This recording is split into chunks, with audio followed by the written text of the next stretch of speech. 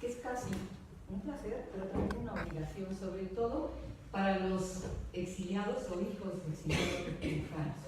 Yo creo que la figura de Gilberto Bosques la conocemos su historia, conocemos todo, pero no debemos dejar de repetirla, de recordarla y de tenerla presente. O sea, creo que no basta con que la sepamos y la hayamos conocido 1, 2, 3 o 5 veces. Tenemos que seguir haciendo esto, ¿sí? Su figura, ¿por qué es importante recordarla? Porque su figura es una muestra de la calidad humana que debería servirnos de ejemplo hoy. Y lo vemos, no hay más que ver cualquier noticiero, y cuando vemos todo lo que está sucediendo en el mundo, de verdad no podemos dejar de pensar en Gilberto Bosques. O sea, ¿cuántos Gilbertos Bosques harían falta en este momento en el mundo para que la vida de estas gentes fuera un poquito más fácil? ¿Sí? Entonces, por eso digo que el mundo nos da cada día más oportunidades de volver a recordar. ¿Sí? Parecería algo remoto y lejano recordar su heroica participación apoyando de manera extraordinaria a los exiliados republicanos en Francia, salvándolos de los campos de concentración. Es verdad que fue el general Lázaro Cárdenas quien abrió las puertas de México para que pudieran venir y salvar sus vidas y poder vivir en libertad, poder formar aquí unas familias. Pero es verdad que también fue la labor de Gilberto Bosques para llevar a cabo esto. No fue nada más cumplir con una obligación, fue la manera en que él se involucró para poder hacer esta encomienda, que no era fácil. El enemigo que tenía enfrente era brutal y despiadado. Pero el comportamiento de Gilberto Bosques en los momentos cruciales nos habla de la claridad y la valentía para defender los valores que tenía desde niño. O sea, no fue que en ese momento de repente Gilberto Bosques apareció. No. Es que cuando vemos la historia de él desde niño, su juventud, la manera en que entró en política en México, cómo defendió, o sea, ahí lo vemos. O sea, es lo que lo caracterizó siempre, ¿sí? Y además la capacidad para que cuando había un problema y una puerta se cerraba, él buscaba una alternativa y la encontraba, porque el que busca al final encuentra. Y no solo se trataba de proteger a esta gente en estos momentos difíciles, sino que además buscaba que tuvieran la mayor cantidad de comodidades posibles. Y esto también habla de no solamente los estoy rescatando, sino más quiero que tengan un poco de calidad humana en estos momentos. Hoy presentamos un libro que se llama Aquellas horas que nos robaron. La autora nos adentra en la vida de Gilberto Bosques desde su nacimiento. Nos habla, por ejemplo, de por qué el nombre de Gilberto. Leo textual. Decían: tendrá el talento para armonizar contrarios con tacto y diplomacia. Y bueno, no se equivocaron. Así que si alguien quiere poner Gilberto a alguno de sus hijos, pues todavía ya sabe para qué. Nos habla de su niñez, de su juventud, de todas las personas que influyeron en su educación, empezando por su madre Marisás, que bueno, lo marcó y le marcó la rienda por la que tenía que continuar. Su trayectoria política en México, su llegada a Francia tras el nombramiento como cónsul general que le otorga el general Lázaro Cárdenas. Dentro del libro convergen 3 historias: la de la familia de Gilberto Bosques, con todo lo que tuvo que padecer, la familia, ¿sí? Todos los sacrificios que se vieron obligados a hacer por acompañarlo. Después la de Nina y Frances, huérfanos a consecuencia de la Guerra Civil Española. Y la de Teodoro Schweber, judío que vive de Francia tras la persecución nazi en Alemania. Entonces nos hace este entramado que nos junta después a la llegada de Gilberto Bosques a cómo ayuda a estas familias, ¿no? En el libro encontramos frases que a mí me parecieron maravillosas, ¿no? Les leo algunas. Por ejemplo, el egoísmo establece las fronteras, el amor las borra. Me parece sensacional. Nos habla, por ejemplo, del fallecimiento de Antonio Machado, que fiel a sus versos muere ligero de equipaje, casi desnudos como los hijos de la mar. Después nos muestra faceta de Gilberto Bosques como poeta y los pone por ejemplo. ¿Cuántas palabras de mar tengo en las manos para circundar tu silencio? ¿Cuántas miradas tuyas tengo en los ojos para encontrar tu soledad? Y como hay en diferentes poemas a lo largo del libro. Nos habla de los niños de Morelia y nos recuerda, y me emocionó muchísimo, a nuestra querida Amparo Batanero, que viene en este grupo junto con sus hermanos. Ella era de las más pequeñas que venía, si no es la más pequeña, pero que fue una mujer adorable, que todos los que la conocimos sabemos todo lo que luchó porque este grupo no se perdiera, porque este grupo tuviera coherencia. Entonces, el que la nombraras verdaderamente me lleva al alma. En fin, creo que es una lectura obligada y que disfrutarán mucho, aprendiendo de la grandeza de este extraordinario ser humano. No dudo que en el multitudinario recibimiento en la estación de Bellavista, en la Ciudad de México, a su regreso de Francia, entre los españoles republicanos estarían muchos de los padres de los que hoy nos encontramos aquí y que nos inculcaron el agradecimiento a México por su maravillosa acogida y a Gilberto Bosques por su incansable coraje por salvarles la vida y permitirles formar familias viviendo en libertad. No me queda nada más que decir. Muchas gracias, Mónica. Muchas gracias, Lázaro Cárdenas. Y muchas gracias, Gilberto Bosques.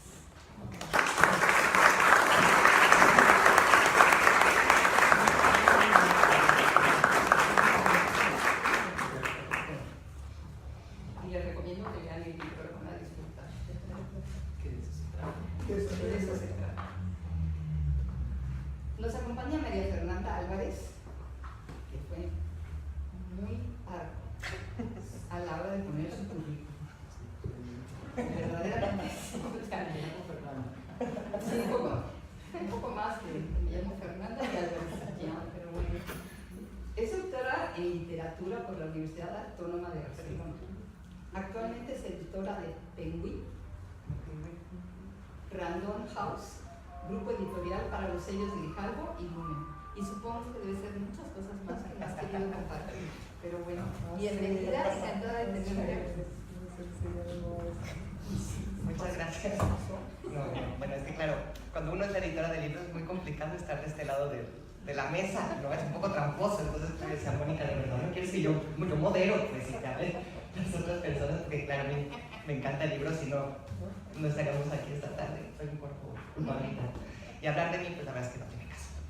Pero lo que sí quiero agradecer es pues haberme invitado a estar en este podio, que la verdad es muy entrañable, no porque queremos o no somos hijos de alguna manera u otra del exilio, porque este país se ha construido a partir del exilio, porque sabemos la importancia que ha tenido la cara o la ideología de Lázaro Cárdenas está en cada uno de nosotros, pero siempre nos ha faltado la historia detrás, ¿no? Y yo creo que Gilberto Bosques ha sido parte fundamental para que hoy podamos convivir, podamos estar viviendo y conociendo, y hemos aprendido a través de la literatura, de las imprentas, del arte, gracias a estos hombres, ¿no? Que han estado.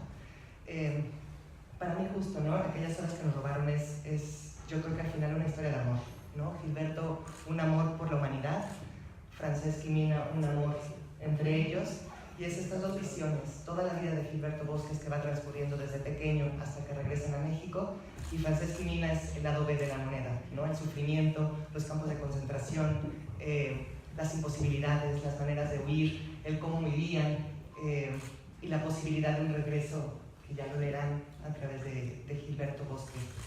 Y lo que consigue Mónica a mí me parece muy entrañable, porque además de la prosa que está y que nos va en la sangre, que podemos imaginarnos perfectamente cómo era ese campo de concentración, este hombre de gabardina que va caminando solo, que al final también da su vida de alguna manera u otra para Mina, o los hombres que recogen a Francesca y Mina una vez que cruzan la frontera, la propia historia de México que vemos a través de Gilberto Bosques, pero a través de Laura, su hija, que es quien también habla en el libro, consiguen una mezcla que es muy increíble, entonces que parece que no estamos leyendo una novela histórica, sino que estamos viajando en ella, y eso consigue toda la magia, me parece a mí, en un libro. Yo les traje algunos fragmentitos para leérselos, entre ellos primero el epígrafe, porque a partir de ahí pues es donde empieza toda la historia, que es evidentemente de Gilberto Bosques. A veces hay que salirse de la legalidad para entrar en el derecho. ¿Cuál derecho? el derecho que tienen los hombres a la libertad. Eso es lo que es esta novela. Está transcurrida por la ideología y por las ganas de la libertad, ya sea por el exilio español o por la Segunda Guerra Mundial. Lo que hace también Mónica muy interesante es, como ya decía ella, entrelazar esas historias de otros exilios, ¿no? De Hitler, de italianos no, en realidad no hay, pero toda la guerra de los pasteles, por ejemplo, también está aquí, ¿no? Entonces son chispazos que, aunque está concentrado en Gilberto, tenemos este panorama mundial que nos está, o europeo, que nos está explicando en dónde está cayendo el mundo y que no es muy lejano a lo que estamos viendo actualmente también, ¿no?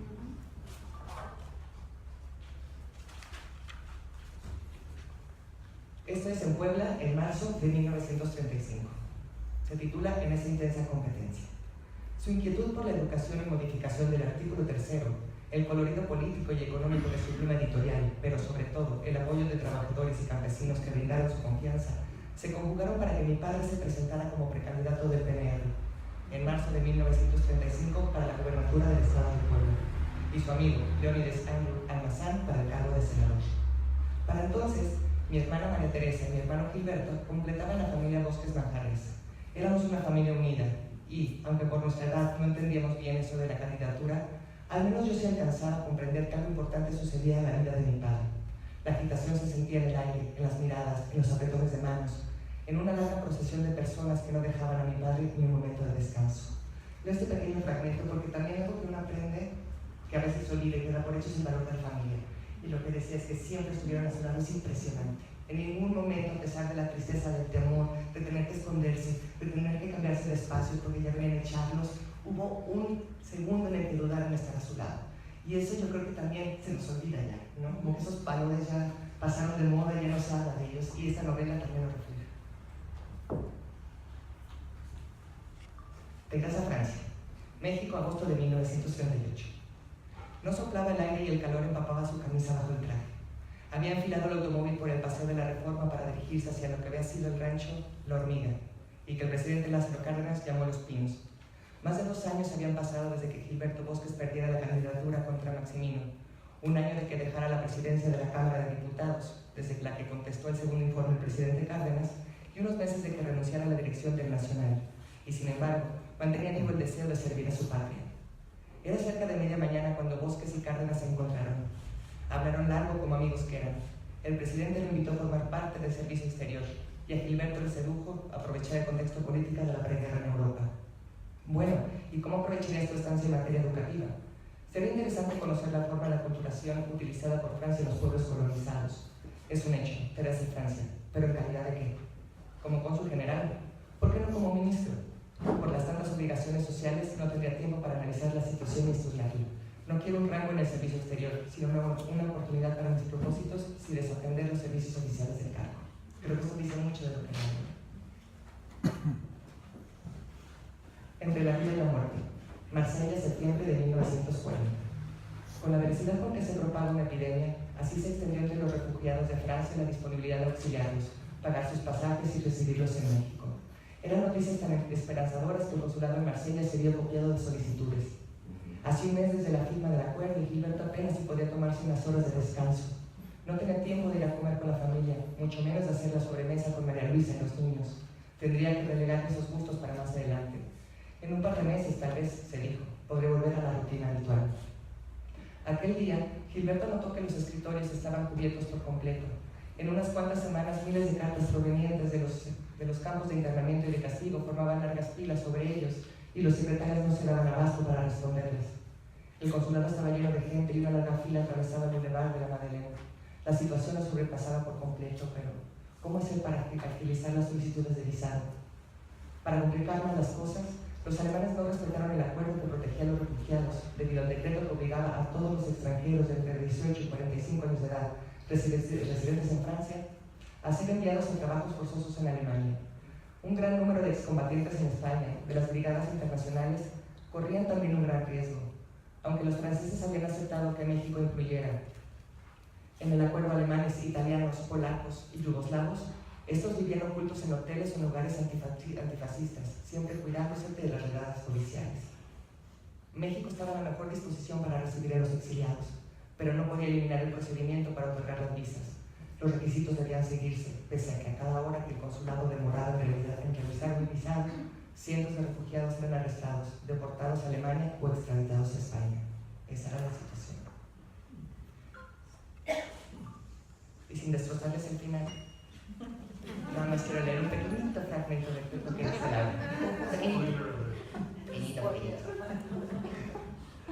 la La primavera se había instalado en la ciudad. Pepe y Gilberto se asomaban en las ventanillas. Mis padres, tomados de la mano, descansaban sus cabezas. Mi madre acurrucada entre el cuello y el hombro de mi padre. Él la recargaba a la distancia de un beso de la frente de mi madre. Tal vez pensaban que atrás quedaban aquellos días de sufrimiento. Quizá vislumbraban nuevos planes para el futuro. A mí me dio una tristeza incomprensible. Era extraño. Debería estar tan alegre como el resto, y sin embargo, había algo que me cosquillaba.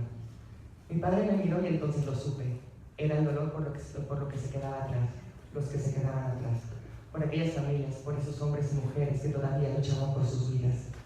Recordé a los refugiados españoles en los campos, a los niños de los albergues, a los judíos deportados, a los miembros de la delegación de Brasil. Tienen que leer. Muchas gracias.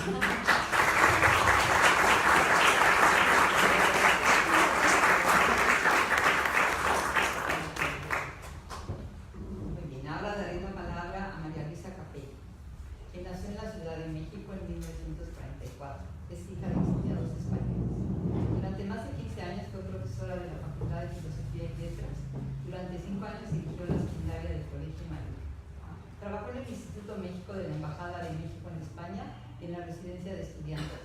Fue representante de la UNAM en España y dirigió la sucursal en Madrid de la editorial mexicana Fondo de Cultura Económica, entre otros cargos académicos. Sus trabajos de investigación, sus publicaciones y sus intervenciones en coloquios o seminarios han sido dedicados en su mayor parte al tema del exilio español en México. Actualmente es coordinadora del Centro de Estudios de Migraciones y Exilios de la Universidad Nacional de Educación a Distancia. Y además, y aquí no lo dice, pero es una experta en Gilberto Bosque. Sabe todo lo que hay que saber y además me encanta que lo que te gusta es comentar. Entonces, adelante. Gracias. Sí, yo, al contrario que Fernanda, le mandé una cantidad de cuartillas, le dije, con 2 renglones es suficiente. No con cuartillas, son como una media cuartilla, ¿no? Así, se ve, yo hablo más o menos. Bueno, yo lo primero es que debo también agradecer a Ateneo, a la autora, a Mónica, y para participar en esta mesa con un tema que personalmente me apasiona, la figura de don Gilberto Bosques y su relación con el exilio español, y agradezco por supuesto la presencia de todos ustedes aquí. Ha sido una grata sorpresa la idea de este libro, de 2 historias, al principio pensé escribiste el primer párrafo, de 2 historias entrelazadas de manera muy singular, muy difícil, Mónica, realmente te felicito porque realmente hacer ese entrelazamiento era muy complicado. La historia que se cuenta de la niña que se queda huérfana durante la Guerra de España no coincide en ese momento, en las fechas, con el relato de la vida que se cuenta de don Gilberto. Ese relato, según se cuenta, según se va avanzando en el libro, va alcanzando al primer relato. Eso es una cosa como muy singular de hacer y nada sencilla, me parece. Y genera, por lo tanto, una gran curiosidad. Es decir, uno está a ver cómo, por qué. Ya desde la dedicatoria, y se ve que eso nos llamó mucho la atención, a Laura, la dedicatoria es a Laura, Teresa y Gilberto, a la familia Bosques Manjarrés, a los perseguidos y exiliados. Se nos presenta no solo como un acierto esa dedicatoria, sino también como un anuncio de la esencial relación de los 2 temas, don Gilberto y los exiliados y perseguidos. Y también la frase elegida en la página 9 del libro no podía ser más significativa. A veces, lo decía ya Fernanda, hay que salirse de la legalidad para entrar en el derecho. ¿Cuál derecho? El derecho que tienen los hombres a la libertad, es la frase de Gilberto Bosques. Me explico por qué es importante, por qué ha llamado la atención y por qué es una frase tan extraordinariamente bien elegida, pues, ¿no? La rectitud de don Gilberto lo lleva a su regreso a México e ir a Relaciones Exteriores a dar cuenta de todo ese difícil y peligroso proceso que tuvo que llevar a cabo en Francia, etcétera, con todo el exilio español, a dar cuenta de ese proceso, y además de informar, lo lleva a reconocer que algunas veces, él lo dice ahí mismo, había tenido que pasar por alto la legalidad, siempre en nombre de los derechos humanos. Es decir, que eso francamente es, vaya, que políticos como don Gilberto Bosques tendríamos que tener no muchos, montones aquí, ¿no? Por eso es premio de los derechos humanos, ese premio de los derechos humanos que otorgan tanto Francia como Alemania lleva finalmente el nombre de Gilberto Bosques. Ya metidos en la lectura del libro, el texto de Laura Bosques, que es como una entrada, es realmente emocionante. Me permito también reproducirlo con permiso de la autora del libro. Gilberto Bosques, mi padre, era de espíritu revolucionario, siempre lo fue, y mientras paso la mano por las cubiertas de su escritorio de caoba, por el lomo seductor de sus libros, mientras escucho el apagado tic-tac de su reloj, garabateo con su pluma fuente, miro esas fotografías de antaño y me doy cuenta de que finalmente se ha ido. Los recuerdos me asaltan como si el tiempo se hubiera suspendido y después, para mi asombro, dejara correr un año en un minuto, un lustro y una década en otro, una época en tan solo unos segundos más. Para reconstruir la vida y trayectoria política de mi padre desde sus inicios, mis hermanos Gilberto, Teresa y yo, Laura, nos dimos a la tarea de conservar un vasto archivo con notas, cartas, fotografías, documentos, discursos y grabaciones. Tuve la fortuna de permanecer a su lado hasta sus 103 años de vida. Y tal vez por eso ahora se agolpan en mi pecho recuerdos que me compartió, que hice míos y que según el primer documento datan del 20 de julio de 1892. Esa es la cita de ese precioso texto, desde luego, de David. No me he cansado nunca de reconocer la generosidad, la inteligencia de doña Laura Bosques y sus hermanos en cuanto al archivo de su padre se refiere. La señorita Laura, como lo llaman algunos, no escatima nunca en ofrecer para trabajar sobre ellos los papeles que lo forman, y no solo eso, sino que sugiere con la inteligencia que la caracteriza nuevos recorridos y nuevos retos a los investigadores, me consta. En la bella descripción que se hace del nacimiento de este niño de tez de bronce y ojos de chocolate, no sabía su madre cuán premonitorias serían sus palabras que dijo: con este hijo llega la tranquilidad a la vida. También para muchos la presencia de don Gilberto hizo que llegara la tranquilidad a sus vidas. En los primeros capítulos entrelazados es muy evidente la tranquilidad, el remanso de la vida de la familia Bosques Manjarrés, contrastado con el dolor y la brutalidad que una guerra produce en una niña pequeña. Y esto es bien importante, además de ver esto todo acierto, es decir, haber contrastado estas dos ambientes, ¿no? Es decir, esa paz, esa familia sí, es decir, es que es como tan unida, tan amorosamente preocupada por los demás, no solo por la familia, y las escenas de la guerra que la bomba mata a los padres con ella corriendo al refugio, es muy impresionante, ¿no? El libro cuenta detalles de la vida de don Gilberto que parecerán anecdóticos, pero que en realidad forman parte significativa de su vida toda. Por ejemplo, cuando despierta su espíritu revolucionario y descubre que revolucionar, es que esta frase me parece fantástica, es luchar hasta la muerte por lo que se cree. Yo creo que eso describe muy bien a don Gilberto. Habría tantas historias de las que habría que hablar con detenimiento en este libro, que les recomiendo la lectura, porque desde luego uno, además de enterarse de muchas cosas, está lleno de cosas, es decir, sí, además es de muy fácil lectura, porque está muy bien escrito y demás, ¿no? La historia de Nina y Francesco, de Aristides y de Feristis Mayor y de Dina, la persecución persecución, el acoso a los judíos, la salida al exilio en Francia, los campos de concentración, etcétera, etcétera, etcétera. Está todo eso ahí y realmente vale mucho la pena visitarlo.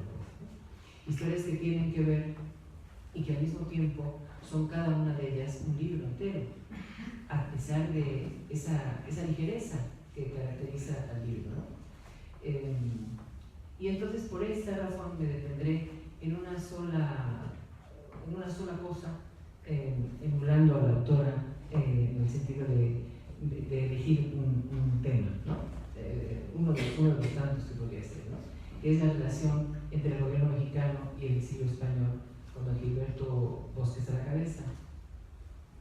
Aquí quiero hacer un pequeño recuerdo de un manuscrito que se publicó, fíjense la fecha, en España en 1931, en mayo de 1931, es decir, un mes después de que estaba proclamada la República. Y ese pequeño manuscrito, que se llama Los Mandamientos de la República Española, está editado en la imprenta Gutenberg de Guadalajara, España. Y tiene un pequeño apunte que dice que pide a las buenas gentes que den la mayor difusión posible de ese manuscrito, de esos mandamientos, ¿no?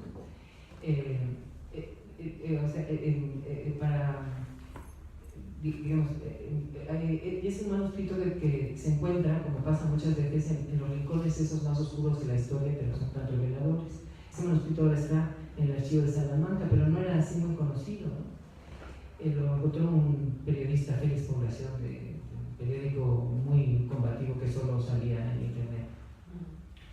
Y está editado, como digo, el 31 de mayo. Los mandamientos llevan todos una pequeña glosa, que no voy a leer, por supuesto, pero sí les voy a mencionar los mandamientos. El primer mandamiento, amar a la justicia sobre todas las cosas. El segundo, rendir culto a la dignidad. El tercero, vivir con honestidad. El cuarto, intervenir rectamente en la vida política. Y hasta ya tantos políticos aún así, ya con los ojos así para repetírselos así como un lema, ¿no? El quinto, cultivar la inteligencia. El sexto, propagar la instrucción. El séptimo, trabajar. El octavo, ahorrar.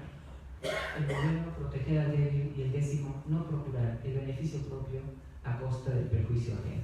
Esos son los 10 mandamientos que tienen unas glosas que, por ser muy evidentes, no voy a repetir aquí, pero sí comentaré, por ejemplo, solamente una que es ahorrar, que no quiere decir ahorrar en mi bolsillo, ¿no? Sino ahorrar los bienes de la patria, que eso es lo que explica la glosa, para que la patria no se quede desprotegida, ¿no?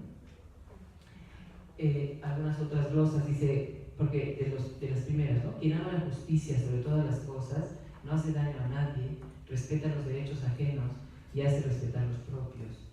Quien rinde culto a la dignidad, se lo rinde a la libertad y a la igualdad. Ni avasalla a nadie, ni por nada se deja avasallar, ni reconoce primacías innatas, ni acata privilegios infundados. Estas son algunas de las cosas de los dos primeros, y como digo, no hay que. La que sí me parece que necesita explicación es la de ahorrar, ¿no? Que es consumir, no consumirse todo lo que produzca la patria, ¿no? Y el décimo, que dice no procurar el beneficio propio a costa del perjuicio ajeno, y que vela, así que y que vela todas las exploraciones del hombre por el hombre y todas las protecciones legales consistentes en aumentar los provechos de unos a costa de los bienes de otros. Ese es otro de como los bancos ahora, ¿verdad? Estos mandamientos republicanos, todos, sin excepción, los podemos encarnar en la figura de don Gilberto. Si no hubiera amado la justicia sobre todas las cosas, no habría arriesgado su seguridad y la de su familia, su vida incluso, involucrándose como lo hizo con el apoyo a estos perseguidos políticos por el fascismo que consideraba un peligro para el mundo. En cuanto a rendir culto a la dignidad, son pocos los episodios en la historia que representan tan claramente ese respeto. Don Gilberto, con los exiliados que llegaban llenos de humillaciones y carencias, los puso a trabajar, organizó y puso en marcha en los castillos de la Arenal y Mongrande, en Marsella, de lo que el libro habla también, ¿no? Necesitaba muchos arreglos. A los que se pusieron a trabajar les asignó un salario con la única condición de que donaran un día para los arreglos de la casa. Después de proporcionar cobijo, comida, agua, salud, pensar en esa retribución es uno de los mayores respetos, creo yo, de la dignidad humana que hay en la historia. Vivir con honestidad está fuera de toda duda. Planteábamos esto que vino encima, cuando regresó vino a decir, bueno, me brinqué la realidad a sus jefes superiores, ¿no? Hay muchas anécdotas, ¿no? Una de ellas es cuando el prefecto de Marsella, no con muchas ganas, ¿no? Pues estaba viendo ver que don Gilberto estaba tratando de buscar espacios para salvar a las gentes de los campos de concentración. Recuerdo que el índice de mortalidad infantil en los campos de concentración en Francia era del 97%, así se morían todos los niños. Entonces, el prefecto de Marsella, porque estamos hablando de los años 39-40, es decir, que no era aquello de que me voy a comer al restaurante, ¿no? Sino que era con bonos de comida, y no había comida, etc. Entonces, el prefecto de Marsella le da unos bonos, a ver, ¿dónde estamos? Sí, le dan unos bonos de comida y esos bonos los utiliza para los exiliados que llegaban llenos de, como decía yo antes, de humillaciones y demás, ¿no? Y entonces, don Gilberto, como ya comenté el libro muy bien y ya se sabe, estaba con su familia ahí, las hijas eran pequeñas, no es que fueran así ya gente mayor, ¿no? Y esos bonos, cuando les sobran, se los regresa al prefecto de Marsella. El Marsella, o sea, el prefecto dice, oh, perdón, o sea, un acto de honestidad como esa, pues en esa época ni hay ninguna, pero en esa época todavía era más admirable, ¿no? Entonces lo que hace el prefecto de Marsella es que le abre las posibilidades de que la gente, de que le lleguen harina y semillas para sembrar, etcétera, para poder dar de comer a tanta gente, ¿no? O sea, le facilita todo esto, ¿no? O bien cuando entran los nazis al consulado, que también es una historia que cuenta muy bien aquí la autora, entran al consulado a patadas, ¿no? Como hacían los nazis en aquel entonces, y le dice el nazi que tiene que abrirla, ¿qué hay ahí en la caja fuerte? Y don Gilberto dice, solo dinero, supongo que no querrá llevárselo. Entonces el nazi eso le importa un poquito, y don Gilberto dice, permítame, tengo que consultar con mi gente. Y va con el resto del consulado, que estaban también ahí en un cuarto, y dice, me piden esto, y dice, pues don Gilberto abre la caja, porque no. Lo cuenta muy bien también en el libro, que uno de ellos era un militar, no era un nazi de esos,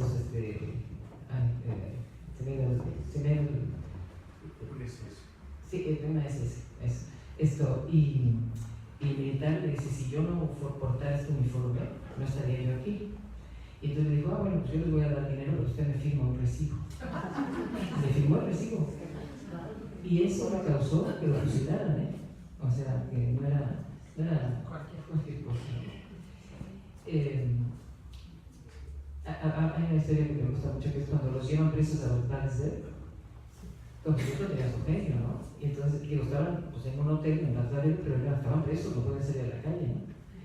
Y había muchos embajadores y agentes de las embajadas, ¿no? Que don Gilberto, por supuesto, aprovechó para organizar conferencias en cada uno de los países, etcétera, ¿no? Porque estaban muy preocupados por la difusión y la educación. Entonces, uno de los nazis que cuidaba ahí a la gente se trató mal, no sé si el embajador peruano o algo así. Entonces le dijo a Gilberto, dice, mire, le advierto, usted y yo no vamos a hablar, para eso está su segundo y se va a entender con mi segundo. Pero lo que quiero decirles es que los mexicanos, cuando nos tratan así, no sabemos cómo vamos a reaccionar. Y el nazi le dice, ¿y qué quiere usted decir con eso? Que los mexicanos, cuando nos tratan así, no sabemos cómo vamos a reaccionar.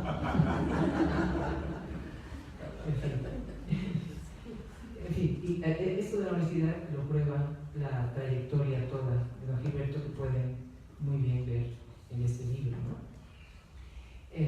Actuar rectamente en la vida política es otro de los mandamientos. Actuar rectamente en la vida política. No hay duda de ello. Cuando regresa a México recordamos otra vez esa capacidad que tenía don Gilberto de reconocer si se había brincado alguna norma o yo qué sé, ¿no? Su preocupación por la educación está presente desde sus primeros años, eso también está extraordinariamente bien explicado. quedado aquí. Siendo muy joven, al inicio de la Revolución, organizó un congreso de pedagogía.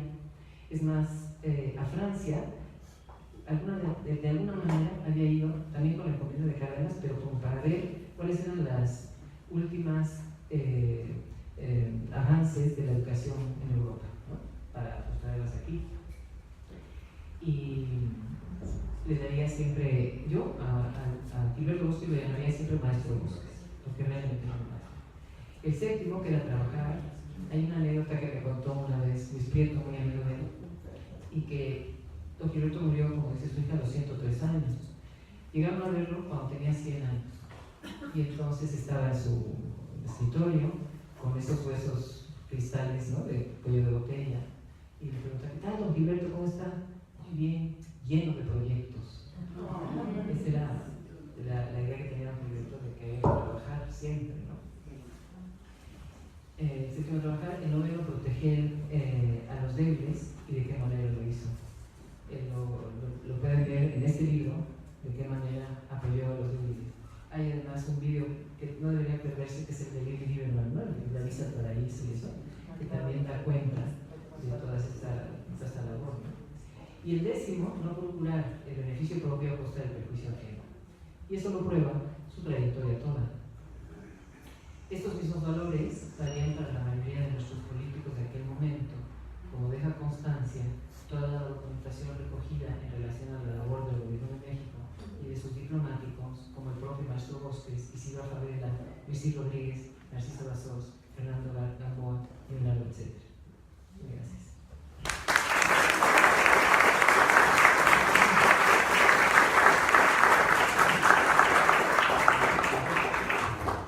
Bueno, yo creo que ahora todos tienen muchísimas ganas de empezar a leer el libro, ¿verdad?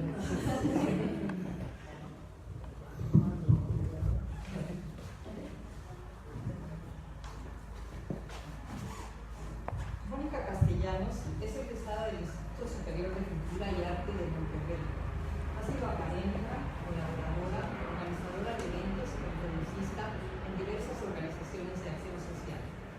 En el 2000 confunda en Monterrey el Centro de Estudios Familiares. A partir de 2013 se dedica a la creación literaria. Es autora de Canasta de Comadres, de Azul Editores en 2015, y Aquellas horas que nos robaron, el desafío Gilberto Bosques de Grijalvo 2018.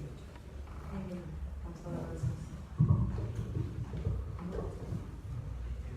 Bueno, pues ante todo yo quisiera agradecerles. Estoy realmente muy contenta, muy agradecida de estar esta noche aquí, de que me están acompañando, que han dejado todas sus ocupaciones, sus cosas, cruzado la ciudad para llegar a este recinto, que me acompañen a hacer este recorrido de la experiencia que ha sido escribir una novela sobre Gilberto Bosques. Pero antes de empezar quisiera agradecer a la Ateneo Español de México, Josefina Tomé Méndez, por sus amables atenciones para recibirnos aquí, a María Luisa Capela, quien me honra con su presencia esta noche.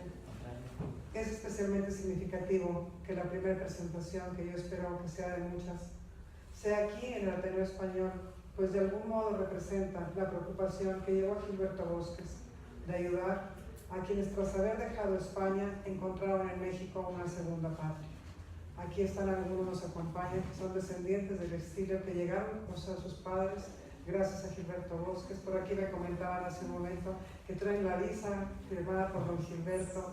Entonces, yo no podía pensar en otro lugar donde tener la primera presentación que no fuera aquí, en este lugar, a quien Gilberto le rindió homenaje también con todo lo que hizo, con todo el pueblo español y con todo lo que el pueblo español le ha aportado a México, ¿verdad? Como comentaba muy bien María Fernanda, porque todos somos hijos de alguna manera del exilio y de todo lo que han aportado, pues, en diversos campos, ¿verdad? En la medicina, en el arte, en la intelectualidad, en la agricultura. O sea, México no sería lo que es si no fuera también por el exilio español.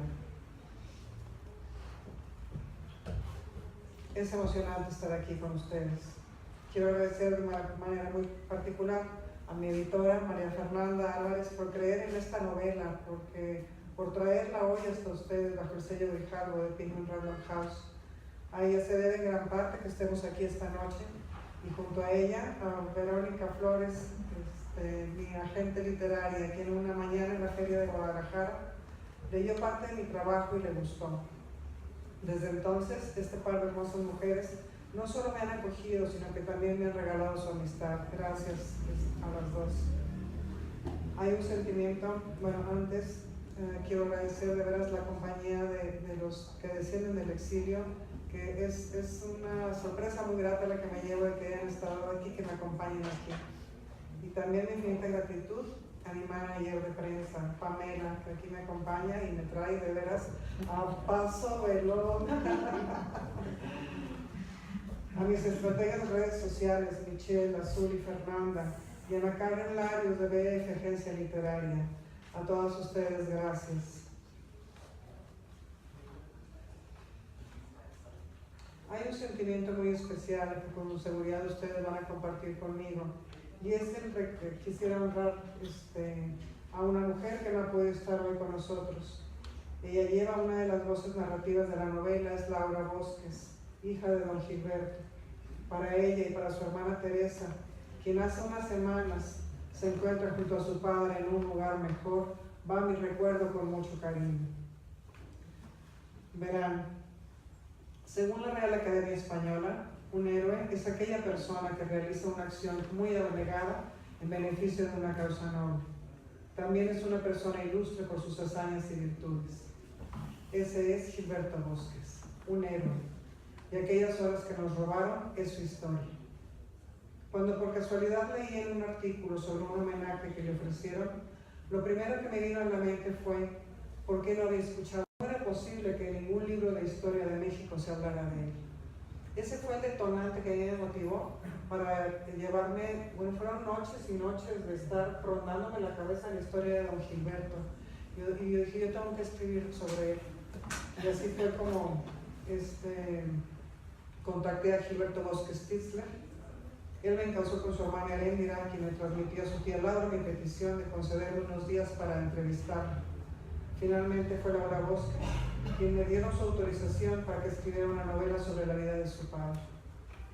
Qué mujer, de veras. Fue una experiencia emocionante el haberme reunido con ella, el haber pasado esos momentos de intimidad, de charla tan agradable, recordando todas esas anécdotas que vivieron desde que ella era niña, cuando su padre la llevaba a la imprenta, cuando pudieron más tarde viajar a Francia, conocer Europa, iban con una ilusión enorme, y después de esa ilusión llegar a una situación de preguerra y luego la Segunda Guerra Mundial.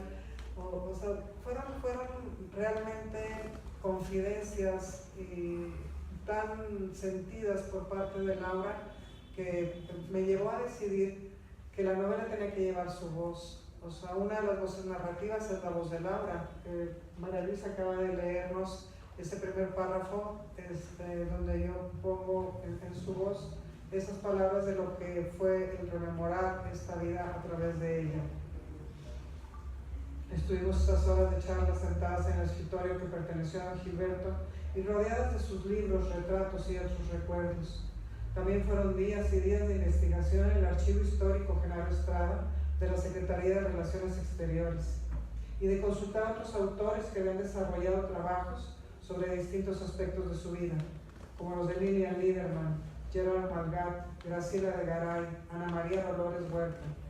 Ahí comencé a idear la estructura de la novela, porque son tantos detalles de su vida, es tan rica la vida de Gilberto Bosques, que me iba a ser imposible, a no ser que hubiera escrito una novela de 1000 páginas, hablar de todo lo que hizo. Porque cuando lean esta historia, descubrirán que Gilberto Bosques fue revolucionario, maestro, periodista, poeta, político y diplomático. Un hombre, más bien diría un caballero, preocupado por su entorno, por la justicia social, por el desarrollo de México, pero sobre todo un hombre interesado por las personas que tenía a su alrededor, al que le tocó ejercer su labor diplomática en un momento histórico mundial muy difícil. Primero en París durante la Guerra Civil Española y después en Marsella con la Segunda Guerra Mundial. Como otros diplomáticos mexicanos que les tocó vivir en ese mismo escenario, Gilberto Bosques sacó la casta y fue más allá de lo que el deber le imponía. Arriesgó su vida y su familia siempre quiso estar junto a él. Y esto es muy significativo porque la historia nos muestra que muchos otros diplomáticos se contentaron únicamente con lo mínimo, o sea, que se lavaron las manos en muchas ocasiones, y en este sentido, pues Gilberto Bosques, nos lo han comentado ya, fue mucho más allá de lo que el deber le imponía. Cuando cuando Gilberto Bosques llega a Francia y hace un recorrido por los campos de internamiento y constata las condiciones tan terribles en que estaban viviendo, le comunica a Lázaro Cárdenas lo que vio y él le dice pues que haga lo que tenga que hacer. De alguna manera le da carta blanca, o sea, le abre la puerta para darle la libertad de ejercer. Además, ustedes imagínense lo que era aquella época las comunicaciones. O sea, estamos pensando en nuestra época actual, porque normalmente tendemos a trasladarnos a esta época. Pero en aquel entonces, pues las comunicaciones eran lentísimas. Un trámite burocrático en gobierno de una autorización, de una visa que tiene que ir hasta México, pasar por la Secretaría de Gobernación, que la firmen, que la autoricen, que vuelva a venir, pues el que estaban persiguiendo ya lo agarraron y ya se lo llevaron, ¿verdad? O sea, no era la agilidad de las comunicaciones de ahora. Entonces Gilberto Bosques tomó muchas decisiones en su momento para salvar vidas. Decisiones que lo llevaron incluso no solo con la protección a los españoles, sino también a los judíos, a tenerlos ocultos incluso dentro del consulado, con todo el riesgo que eso conlleva, ¿verdad? Ustedes saben lo que sucedía porque lo conocemos por la historia, que nos ocultaban judíos cuando ya estaba la ocupación nazi en Francia. Pero volviendo a aquella pregunta que me hice cuando supe de él, ¿por qué no conocía su historia? Creo que en gran parte se debe a que fue un hombre muy longevo. Como ya habíamos comentado, vivió 103 años, vividos con intensidad hasta el último instante, pero además fue un hombre de una gran modestia. A quien le hacía un elogio siempre respondía: no fui yo, fue México, fue México. Para él siempre era el anteponer su país y no el reconocimiento a sí mismo. Declinó muchos reconocimientos y honores, aunque eventualmente tuvo que aceptar algunos cuantos. Los más son los que les debemos ahora, los que a partir de hoy o a partir de esta época podemos nosotros ir dando aquellas horas que nos robaron. El desafío de Gilberto Bosques se suma también con humildad al reconocimiento que se le debe. Una de las dificultades con las que me encontré al comenzar a estructurar la novela fue dimensionar el valor de lo que el cónsul Gilberto Bosques hizo durante su estadía en Francia. Y es que tenía, por un lado, había tenido la oportunidad pues, de conocer su vida de primera mano por Laurita, por los documentos que había estado revisando en el archivo Genaro Estrada, por los demás autores con los que había consultado también. Y decía, bueno, ¿cómo voy a hacer, ya como escritora, cómo le voy a hacer para que el lector pueda dimensionar el valor de todo este riesgo que Gilberto Bosques corrió?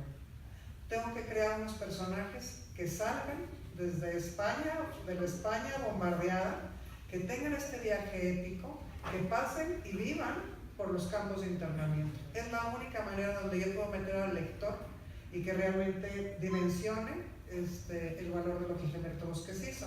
Entonces ahí vienen estos par de jovencitos que son los catalanes, por eso algunos van a encontrar en la novela que algunas palabras están escritas en catalán, que es una licencia literaria también ahí que nos estamos dando.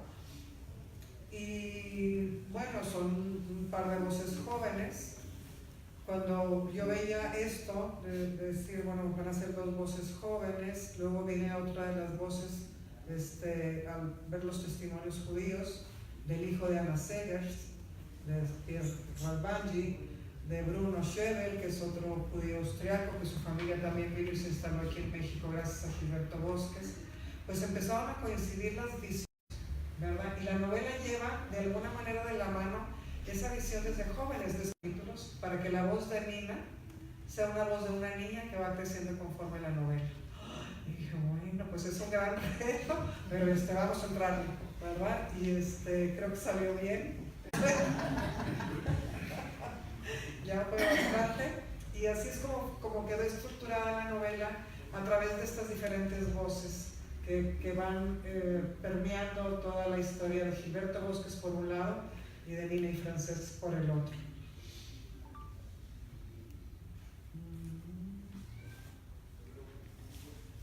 En estos jóvenes, ese es un dato interesante que quiero compartirles. Yo decía, bueno, ¿de dónde voy a documentarme para ver cómo vivían en los campos de internamiento? Entonces hubo ahí un reto de buscar testimonios de sobrevivientes a los campos y de buscar coincidencias para validar lo que uno y otro decían, de tal manera que yo pudiera reflejar realmente cómo habían sido esas condiciones, los detalles que habían visto, vivido, experimentado, sufrido las personas que estuvieron ahí. Y yo les tengo que confesar que hubo noches en que lloré, o sea, de estar leyendo o escuchando estos testimonios tan desgarradores, tan tremendos, y pues me tuve que sobreponer y escoger lo que tenía que poner para ponerlo para reflejarlo en los personajes. Hay situaciones tan difíciles que les comento, como que el camión que llegaba a dejar la comida todos los días llegaba con comida y luego se iba con los muertos, diariamente. Entonces fueron situaciones muy difíciles. A veces creo que la novela se puede quedar, no es cruda, sin embargo no es amarillista. Entonces está puesta con absoluto respeto hacia las personas que lo sufrieron, hacia los que vivieron en los campos, que salieron de ellos y que muchos llegaron aquí a México. Yo espero haberle hecho justicia en la novela a todas esas personas, ¿verdad? Pese a la vasta labor que realizó Gilberto Bosques, no logró toda la ayuda que él hubiera deseado para las víctimas del Holocausto. Por ello incluí las voces de Pierre Radwanji para narrar las vicisitudes en torno al exilio de la escritora alemana Anna Segers. Anna Segers, y esto es una parte que sí comienza ese capítulo, era mujer, era comunista, era escritora y era judía. En Alemania, ustedes se imaginan lo que eso, estaba en el primer lugar de la lista negra de la Gestapo. O sea, era una mujer que si era encontrada iba a ser asesinada inmediatamente. O sea, no iba a haber contemplaciones para ella. Y Gilberto Bosques logró traerla a México. A su marido, Laszlo Radwanji, estuvo detenido en un campo de concentración y se logró que saliera y que pudiera venir. Entonces, yo sé que Gilberto Bosques hubiera querido hacer más por los judíos, no pudo hacer más. O sea, hubo una situación también ahí con el gobierno mexicano que le impedía salvar a más. Sin embargo, en la medida en lo que pudo, él aprovechó el acuerdo franco-mexicano, que esto fue una idea genial que tuvieron. Como no podían traérselos, había muchas dificultades para poderlos traer. Una de las dificultades eran los barcos, porque tú podías darle las visas, podías comprarle los pasajes, pero ¿en qué te los traías? Conseguir barcos en la guerra, pues ¿dónde? Era muy complicado. Entonces Gilberto Bosques se dio la habilidad para encontrarlos fletados a través de Portugal. Y bueno, pues ahí cada lugar, cada espacio en cada barco era sagrado. O sea, una visa y un espacio ahí que era garantía para llegar a México. Si una visa traía un error en el nombre y esa persona llegaba a México, en México no la dejaban entrar. Entonces era un espacio que se había ocupado de alguien con papelería que tenía bien hecha y que pudo haber estado en ese lugar. Entonces Gilberto Bosques tuvo que hacer acopio y fuerza de un gran temple para en el momento de ayudar a la gente, de decir, a Anna Segers le devolvieron la visa porque venía con el apellido Radwanji, que era el apellido de su marido, y ella era Segers. Entonces allá va la visa de regreso, ¿verdad? Entonces, como ese, había en el mil casos, porque las solicitudes llegaban por montones, por ceros. Entonces, bueno, viene esta historia de Anna Segers y viene la historia también de Bruno Schöll, de la familia de los Schöll, que ellos salieron de Austria, y también a través de muchas vicisitudes lograron llegar a México. Narrar una parte de la prolífica vida de Gilberto Bosques ha sido un gran honor y espero que la disfruten, que se conmuevan y que me ayuden a compartir su inmenso legado. Muchas gracias.